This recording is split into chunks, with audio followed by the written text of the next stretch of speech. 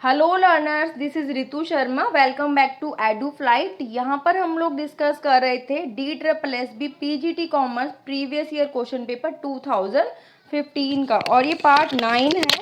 इससे पहले मैं 8 पार्ट प्रोवाइड करा चुकी हूँ, तो अगर आपने वो नहीं देखे हैं तो जाके देख लो। प्लेलिस्ट का लिंक आपको डिस्क्रिप्शन बॉक्स में मिल जाएगा। डिटेल एक्सप्लेनेशन रहती है यहाँ पे हर क्वेश्चन की, और DSSB के साथ साथ ये PGT कॉमर्स के किसी भी एग्जाम के लिए इंपॉर्टेंट है। Series like UGC net, assistant professor, NVS या फिर KVS, आप कोई भी टीचिंग एग्जाम दे रहे हो ना, सबके लिए ये इंपॉर्टेंट है कॉमर्स के।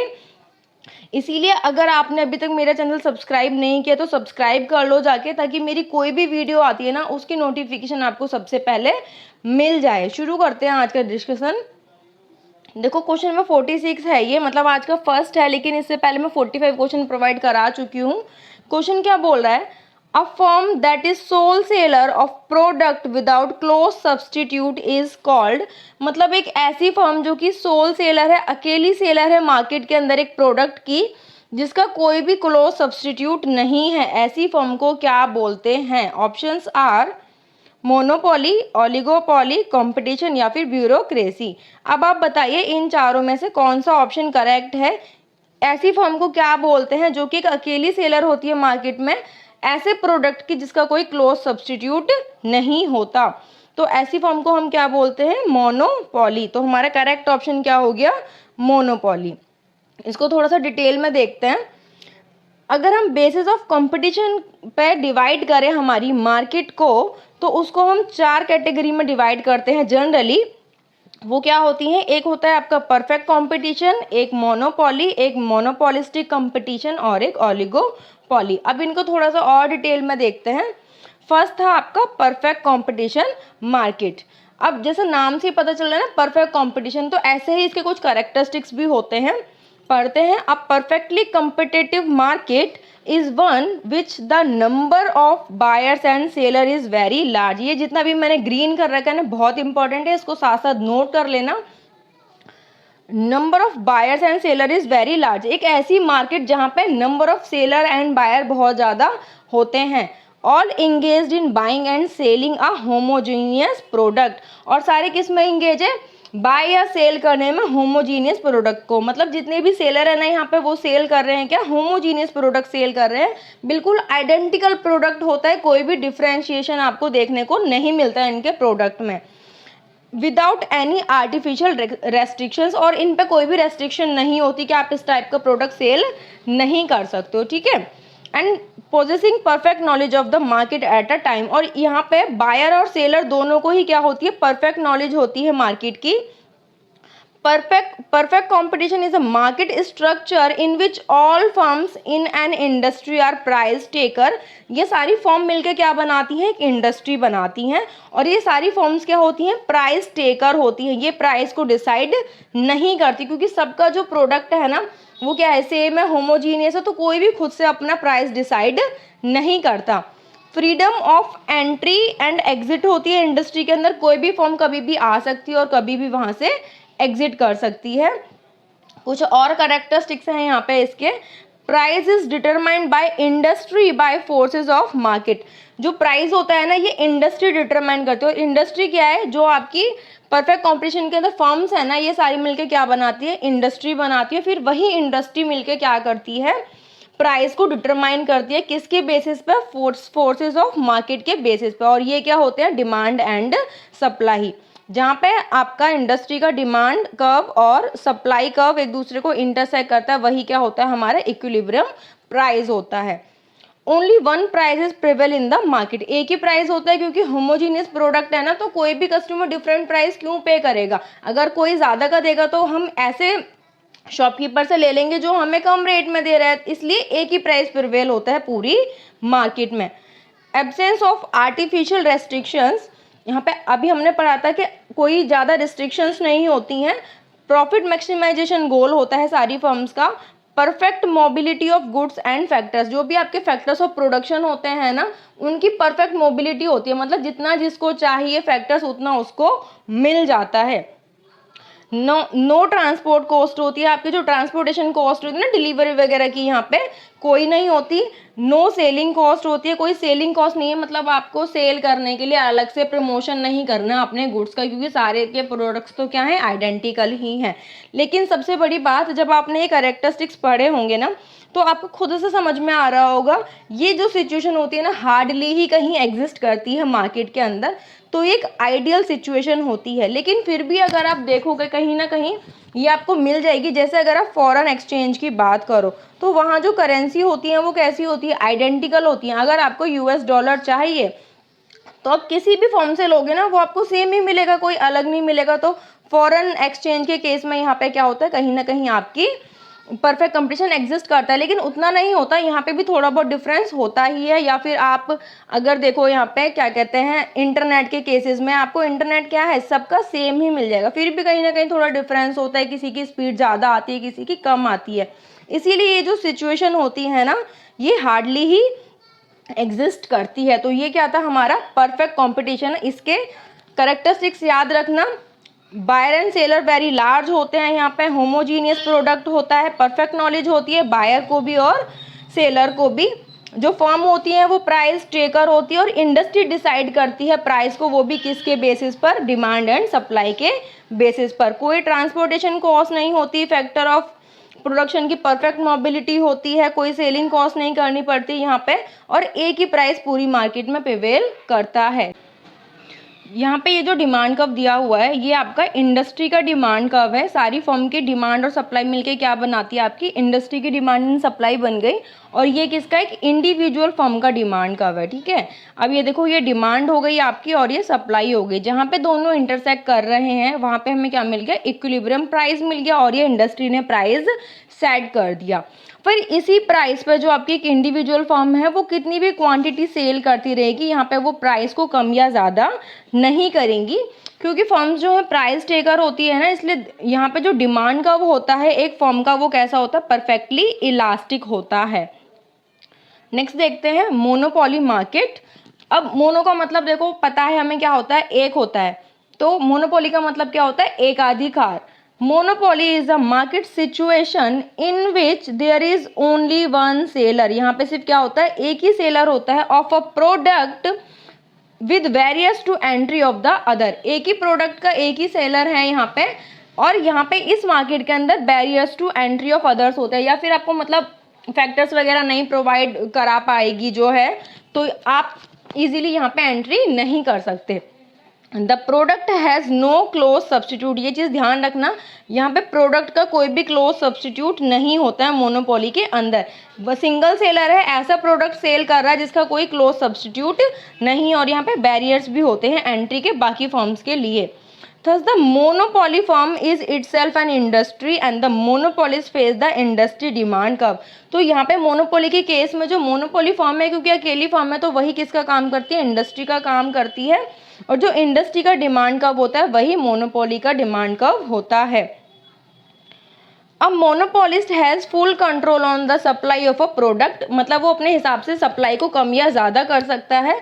अ monopolist can influence the price of the product, और ये प्रोडक्ट के प्राइस को इन्फ्लुएंस कर सकता है। He is price maker not taker. अब परफेक्ट कॉम्पिटिशन में हमने पढ़ा था क्या, कि वो प्राइस टेकर होते हैं, लेकिन मोनोपोलिस्ट क्या होता है, प्राइस मेकर होता है, ना कि प्राइस टेकर होता है।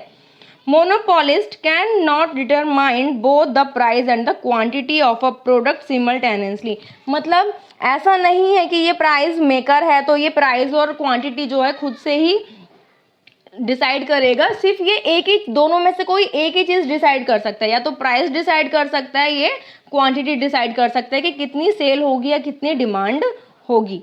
अगर हम इसके एग्जाम्पल की बात करें तो वैसे तो जैसे परफेक्ट कंपटीशन आपका रेयरली एग्जिस्ट करता है ना, मोनोपोली भी आपकी रेयरली ही एग्जिस्ट करती है, फिर भी इसके कुछ एग्जाम्पल हमें देखने को मिल जाते हैं। फॉर एग्जाम्पल आपका इंडियन रेलवे, उसको कौन रन कर रहा है, जो है इंडियन गवर्नमेंट रन कर रही है, और कोई फर्म तो उसको जाके रन नहीं कर सकती ना, तो इसलिए वो इसका एग्जाम्पल है, एक मोनोपोली का अच्छा एग्जाम्पल है। नेक्स्ट इसी की बहन होती है एक मोनोप्सोनी, मजाक कर रही हूँ, ऐसा कुछ नहीं है, लेकिन मोनोप्सोनी भी एक कंडीशन होती है मार्केट के अंदर। A market situation in which there is only one buyer, यानी कि सिंगल बायर होता है। जैसे मोनोपोली में आपका सिंगल सेलर होता है ना, ऐसे ही मोनोपोली में क्या होता है, एक सिंगल बायर होता है। तो ये चीज़ ध्यान रखना, कंफ्यूज मत होना, एग्जाम में पूछ लिया जाता है ये। नेक्स्ट देखते हैं थर्ड, मोनोपोलिस्टिक कंपटीशन। अब ये मोनोपोलिस्टिक कंपटीशन क्या होता है एग्जैक्टली देखो, परफेक्ट कंपटीशन और जो आपका मोनोपोली है ना, ये कहीं ना कहीं आइडियल सिचुएशंस होती हैं, ठीक है, रेयरली एग्जिस्ट करती हैं। तो उनके बीच में या फिर जो सबसे एग्जिस्टिंग कंपटीशन होता है ना मार्केट के अंदर, वो कौन सा होता है, मोनोपोलिस्टिक कंपटीशन होता है। ये भी क्वेश्चन आ जाता है कि सबसे ज़्यादा सिचुएशन कौन सी एग्जिस्ट करती है मार्केट में, वो कौन सी है, मोनोपोलिस्टिक कंपटीशन। इसको पढ़ते हैं। Monopolistic competition refers to a market situation where there are many firms। अब यहाँ पे क्या है, many firms हैं, सेलिंग अ डिफरेंशिएटेड प्रोडक्ट। अब ये कैसे प्रोडक्ट को सेल करते हैं, डिफरेंशिएटेड। परफेक्ट कंपटीशन में क्या था, होमोजीनियस प्रोडक्ट को सेल कर रहे थे, आइडेंटिकल था प्रोडक्ट। लेकिन यहाँ पे क्या है, डिफरेंशिएटेड प्रोडक्ट होता है यहाँ पे। अब वो जो डिफरेंशिएशन है ना, वो एक्चुअल भी हो सकता है कि हाँ भाई वास्तव में उनके प्रोडक्ट डिफरेंट है, या फिर वो इमेजनरी हो सकता है। लाइक कुछ पैकिंग वगैरह में डिफरेंट कर दिया, ऐसी अट्रैक्टिव पैकिंग वगैरह कर दी, उससे भी प्रोडक्ट जो है डिफरेंट दिखने लगता है। तो जरूरी नहीं है डिफरेंशिएशन एक्चुअल ही हो, वो इमेजनरी भी हो सकता है, लेकिन डिफरेंशिएटेड प्रोडक्ट इसके अंदर आता है, ये ध्यान रखना। Monopolistic competition refers to the competition among a large number of seller producing close but not perfect substitute. मतलब यहाँ पे लार्ज नंबर ऑफ सेलर हैं, लेकिन ऐसे प्रोडक्ट को प्रोड्यूस कर रहे हैं वो जो क्लोज तो है लेकिन परफेक्ट सब्सटीट्यूट नहीं है। अब इसके कुछ कैरेक्टरिस्टिक्स देखते हैं। यहाँ पे freedom of entry and exit होती है फर्म में, कोई भी फर्म कभी भी आ सकती है और जा सकती है। फिर यहाँ पे सेलिंग कॉस्ट होती है, लेकिन क्योंकि जो आपके प्रोडक्ट है ना सेम ही है ऑलमोस्ट, कुछ डिफरेंट हैं, तो यहाँ पे हमें सेलिंग कॉस्ट लाइक एडवर्टाइजमेंट वगैरह पे, प्रमोशन पे, पर्सनल सेलिंग पे खर्चा करना पड़ता है ताकि हमारे प्रोडक्ट को लोग ज़्यादा जाने और खरीदें। फिर यहाँ पे नेक्स्ट पॉइंट क्या बोल रहे हैं, नॉन प्राइस कंपटीशन। मतलब जो कंपटीशन होता है ना, प्राइस के बेसिस पे तो नहीं कर रहे, प्राइस ऑलमोस्ट थोड़ा बहुत आगे पीछे होके इनका सेम ही मिल जाएगा आपको एक जैसे प्रोडक्ट का। नॉन प्राइस कंपटीशन कैसे होता है, एडवर्टाइजमेंट पे खर्चा करना, सेल निकाल दी, कभी कोई प्रमोशन स्कीम निकाल दी, जिससे लोगों को क्या हो, पता चले आपके प्रोडक्ट के बारे में। जितना ज़्यादा लोगों को पता चलेगा, अवेयर होंगे लोग आपके प्रोडक्ट के बारे में, उतना ज़्यादा खरीदेंगे, यहाँ पे चांसेस बढ़ जाएंगे आपके प्रोडक्ट के सेल होने के। तो यहाँ पे कैसा कंपटीशन होता है, नॉन प्राइस कंपटीशन होता है। ओके, एडवर्टाइजमेंट वगैरह के थ्रू ये लोग कंपटीशन करते हैं। एक फोर्थ है इसका, क्या है, ओलिगोपॉली। तो ओली का मतलब क्या होता है, फ्यू। तो जहाँ पे क्या होता है, यहाँ पे अल्पाधिकारी इसको हिंदी में बोलते हैं। Oligopoly is a market situation in which there are few firms selling homogeneous और डिफरेंशिएटेड प्रोडक्ट। कुछ फर्म्स होती हैं जो कि सेल कर रही होती है यहाँ पे क्या, होमोजीनियस या फिर डिफरेंशिएटेड प्रोडक्ट। अब वो प्रोडक्ट सेम भी हो सकता है और डिफरेंशिएटेड भी हो सकता है। The former is called pure और perfect oligopoly and latter is called imperfect और डिफरेंशिएटेड ओलिगोपॉली। मतलब अगर वो फर्म सेम प्रोडक्ट सेल कर रही है तो उसको हम क्या बोलेंगे, प्योर और परफेक्ट ओलिगोपॉली। लेकिन अगर डिफरेंशिएटेड प्रोडक्ट सेल कर रहे हैं तो उसको हम बोलेंगे इम्परफेक्ट और डिफरेंशिएटेड ओलिगोपॉली। अभी जो प्योर ओलिगोपॉली है, इसके कुछ एग्जांपल्स हैं यहाँ पे, लाइक एल्यूमिनियम हो गया आपका, सीमेंट हो गया, कॉपर, स्टील, ये सब क्या है, आपके होमोजीनियस प्रोडक्ट होते हैं। तो इन में जो फर्म्स डील करती है उसको बोलते हैं प्योर ओलिगोपॉली।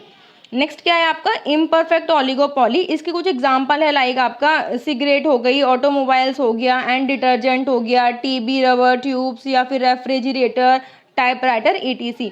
इसमें क्या है, कुछ ना कुछ डिफरेंशिएटेड प्रोडक्ट होते हैं। मतलब फ्रिज का काम क्या है, ठंडा ही करना, लेकिन उसमें कुछ डिज़ाइन का चेंज कर देना, या फिर इस तरीके से उसके फीचर्स को बताना कि ये कैसे दूसरों से अलग है। तो ये क्या हो गया आपका, इम्परफेक्ट ओलिगोपॉली का एक एग्जाम्पल हो गया। यहाँ पे इंटरडिपेंडेंस होती है एक दूसरे के ऊपर जो फर्म्स होती है, क्योंकि अगर एक भी प्राइस ऊपर या नीचे करेगा ना तो उसका इम्पैक्ट आपको दूसरी फर्म पे देखने को मिलेगा। तो यहाँ पे इंटरडिपेंडेंस होती है एक दूसरे के ऊपर फर्म्स की।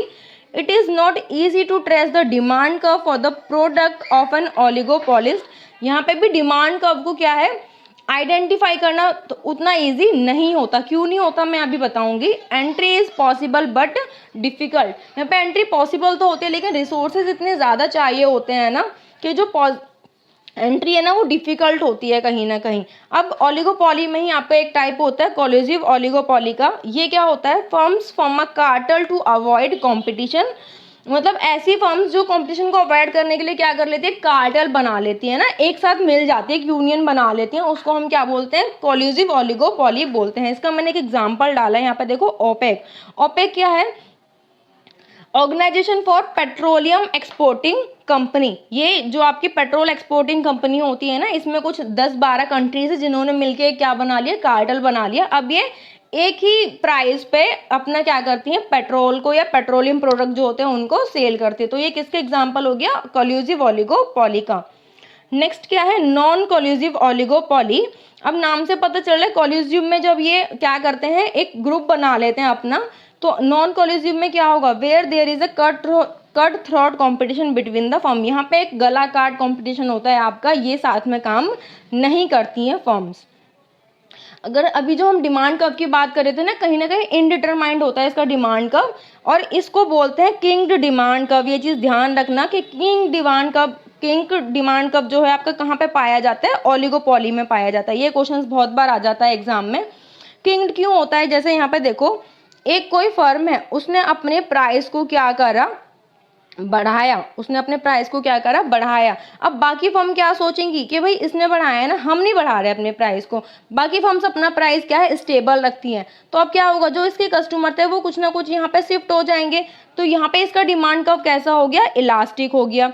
लेकिन अगर यही फर्म प्राइस को कम कर देती, यही फर्म प्राइस को क्या कर देती, कम कर देती, तो बाकी फर्म भी इजीली इसका प्राइस मैच करने के लिए अपने प्राइस को क्या कर देती हैं, कम कर देती हैं। तो यहाँ पे जो आपका डिमांड का होता है वो क्या हो जाता है, थोड़ा सा इनइलास्टिक होना शुरू हो जाता है, उतना इलास्टिक नहीं होता। इसीलिए इसको बोलते हैं, यहाँ पे देखो ये जो पॉइंट है ना, इसको किंग बोलते हैं, इसीलिए इसको बोलते हैं हम किंग डिमांड कर्व होता है किसके अंदर, ओलिगोपोली के अंदर। आई होप इतना क्लियर हुआ होगा। अब इसी की फिर से एक और बहन है डुओपोली, ओलिगोपोली की ही। Duopoly is a special case theory of oligopoly in which there are only 2 sellers. इसके अंदर सिर्फ कितने सेलर्स होते हैं, 2 सेलर्स होते हैं। तो ध्यान रखना, ओलिगोपोली में फ्यू सेलर्स और डुओपोली में 2 सेलर्स। ड्यू का मतलब ही क्या होता है, 2 होता है। Both sellers are completely independent and no agreement exist between them. और ये दोनों ही इंडिपेंडेंट होते हैं एक दूसरे से। तो आई होप जितना भी हमने यहाँ पे फॉर्म्स ऑफ मार्केट स्ट्रक्चर पढ़ा है ये आपको क्लियर हुआ होगा। एक बार और देख लेना, अच्छे से क्लियर हो जाएगा। Next question is which is not part of market structure. इनमें से कौन सा पार्ट नहीं है मार्केट स्ट्रक्चर का, ओलिगोपोली, मोनोपोलिस्टिक कंपटीशन या फिर परफेक्ट कंपटीशन। तो अब देखो, ओलिगोपोली भी हमने यहाँ पे अभी पढ़ा था, मोनोपोलिस्टिक भी पढ़ा था और परफेक्ट कंपटीशन भी पढ़ा था। तो हमारे पास कौन सा ऑप्शन बचा, नन ऑफ द अबव। मतलब ये तीनों ही क्या हैं, आपके मार्केट स्ट्रक्चर के पार्ट हैं।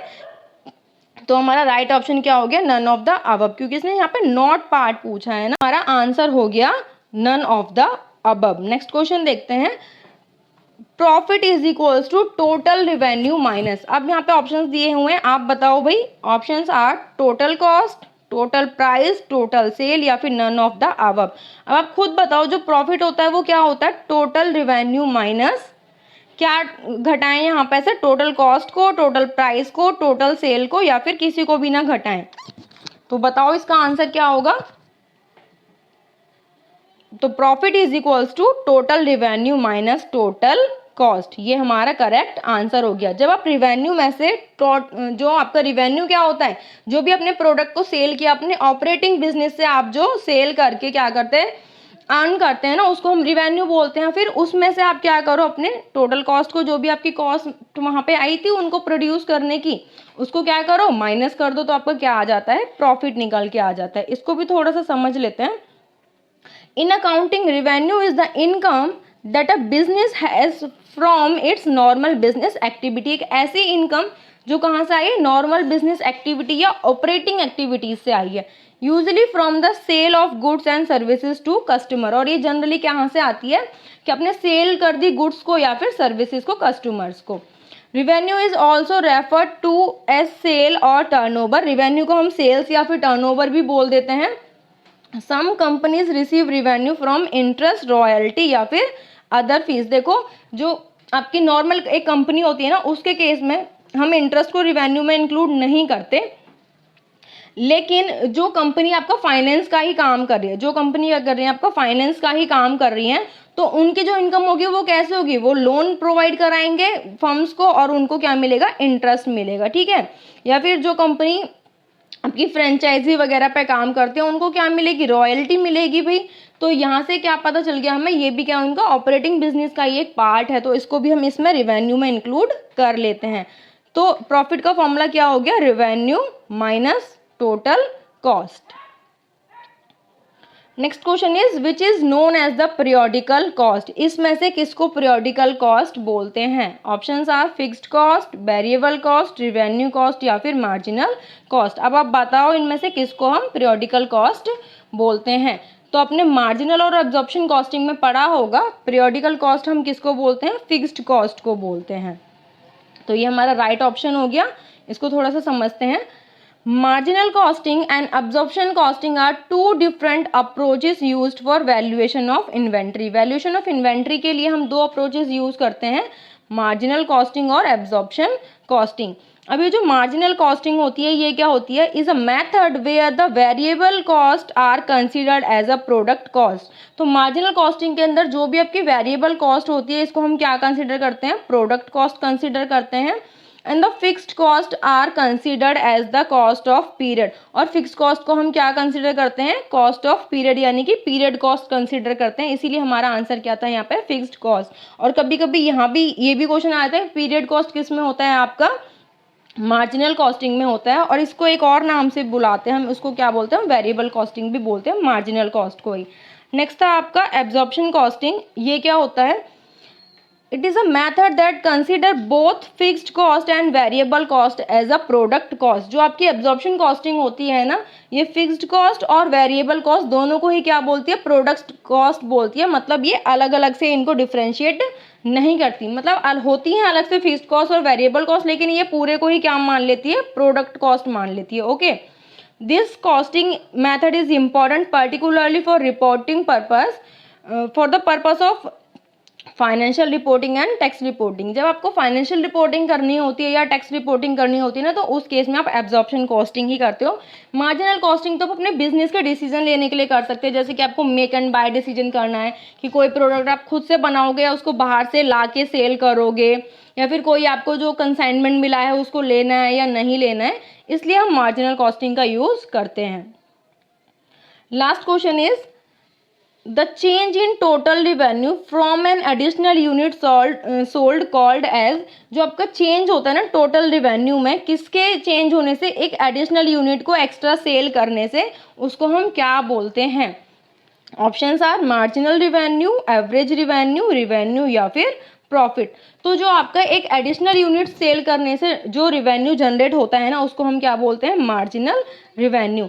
एक एक्स्ट्रा करने से कुछ भी होता है ना, जैसे कि एक एक्स्ट्रा यूनिट बनाने से क्या कॉस्ट में इम्पैक्ट आया, क्या कॉस्ट इंक्रीज हुई, उसको हम क्या बोलते हैं, मार्जिनल कॉस्ट बोलते हैं। ऐसे ही एडिशनल यूनिट सेल करने से जो रिवेन्यू होता है उसको हम क्या बोलते हैं, मार्जिनल रिवेन्यू बोलते हैं। तो करेक्ट ऑप्शन हो गया हमारा मार्जिनल रिवेन्यू। इसको थोड़ा सा समझ लेते हैं।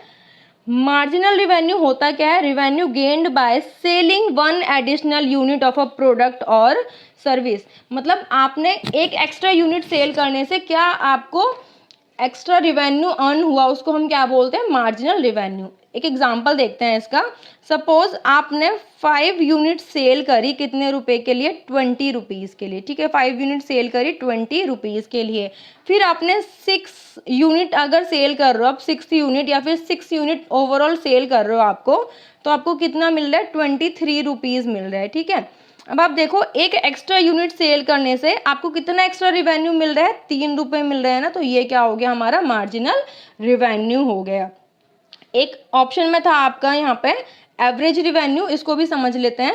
एवरेज रिवेन्यू क्या होता है, refers to the revenue per unit of output sold. मतलब एक यूनिट सेल करने पर आपको क्या रिवेन्यू मिलता है, उसको हम क्या बोलते हैं, एवरेज रिवेन्यू बोलते हैं। और इसका एक फॉर्मूला भी होता है, total revenue by the dividing the total revenue by the number of unit. जो भी आपको टोटल रिवेन्यू हुआ है ना, उसको आप क्या करो, डिवाइड कर दो यूनिट सोल्ड से। अगर हम इसी एग्जांपल को लेके चलें तो आप 5 यूनिट सेल करे थे कितने रुपए के लिए, 20 रुपीज़ के लिए, राइट। तो एवरेज रिवेन्यू क्या हुआ आपका, इसने बोला टोटल रिवेन्यू को ना डिवाइड कर दो नंबर ऑफ यूनिट से, तो टोटल रिवेन्यू यहाँ पे हमारा कितना है 20 और यूनिट कितनी है 5, तो आपका एवरेज रिवेन्यू कितना आ गया 4 आ गया। ठीक है, अब एक चीज़ और समझो, यहाँ पे 20 यूनिट आप 5 रुपीज़ की सेल करे तो प्राइस क्या हुआ एक यूनिट का 4 रुपीज़ हुआ भाई, और वही क्या आ रहा है हमारा एवरेज रिवेन्यू आ रहा है। तो एक चीज़ ध्यान रखना, जो आपका एवरेज रिवेन्यू होता है ना वो प्राइस पर यूनिट के इक्वल ही होता है। तो आई होप जितना भी हमने यहाँ पे डिस्कस किया है आपको क्लियर हुआ होगा। अगर वीडियो अच्छी लगती है तो प्लीज़ कमेंट करके बताया करो कि आपको वीडियो अच्छी लग रही है या नहीं लग रही है, और कोई भी डाउट होता है ना आप मुझे कमेंट के माध्यम से पूछ सकते हैं। अगर वीडियो अच्छी लगी तो प्लीज़ वीडियो को लाइक करना मत भूलना, सब्सक्राइब कर लेना चैनल को अगर अभी तक आपने नहीं किया है। थैंक यू फॉर वॉचिंग, मिलते हैं नेक्स्ट वीडियो में, तब तक के लिए take care, bye bye, all the best.